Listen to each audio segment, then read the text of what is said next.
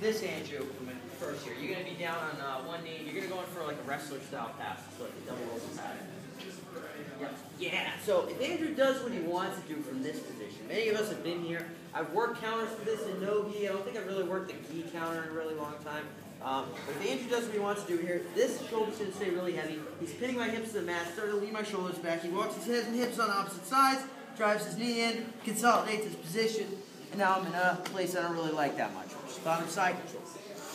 Now, the ways that I can counter this are pretty varied. However, as Andrew comes in for his pass, my initial instinct when I work this, as Andrew walks his hips off to one side, I'd like to be able to have his head and hips on the same side. When his head and hips are on opposite sides, it's a pretty good algorithm for side control. When they're not, it's a pretty good algorithm for me countering. So, yeah, this is fine. Because I can guillotine him, I can get him to my face, all kinds of stuff. His hips are over there, and it's not quite as nice. So, what I need to do is, I'm not really going to be able to move myself to the other side of him. I'm really going to need to move his head to the other side of me. And we work this into a guillotine and no gi. But in gi, it's very unrealistic to turn this into a guillotine. That's one of the frustrating things about gi sometimes if you come from a no-gi background, is that there's a lot of cloth and stuff in the way of getting an actual guillotine choke. So guillotine as a finish in and of itself, wearing a gi, is half or less likely than without a gi. Just a factor of the game. Especially this particular setup, his chin's already low, it's going to be hard to get to. So he's flattening me out. What I'm going to do from here is I'm bracing off of his hip. I'm going to grab Andrew's head. And I'm now, if I can hold on to the belt, great. Oftentimes just posting off on the hip. I'm now going to cut my hips back this way. And I'm not really going to move his head, I'm going to move me. Here. At which point I'm going to sit forward, get this grip on his head, and now I'm going to look to kick one of my right leg in this particular case back. Boom. Here.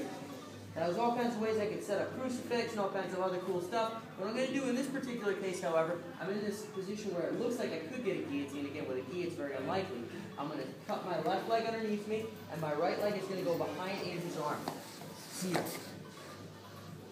Come under the neck. Switch my knees to inside position. Leg hooks over his heel. At which point, I'm going to chop and drive forward, tilt him into me. Bottom hook first, top hook second, do jiu-jitsu. So instead of dunking that basketball into the guillotine, which we had done without the gi, with the gi, I'm probably going to have to turn this into a turtle style position, a front headlock. So Andrew's here, I'm bracing at this hip, I'm bracing at his head. Now, holding him here, I'm going to bump my hips out. Oh, and as I sit forward, I get a grip over his arm, and I'm going to kick this leg back. Cut this leg under, switch my hips, boom, step my foot between his heels. Those of you who have worked with me for basic curriculum, you've seen this stuff. I chop and drive it forward, make sure he lands right in a nice choking position, adjust, bam. Now I turn that nice snug wrestling pass and you get choked, which is certainly preferable for me.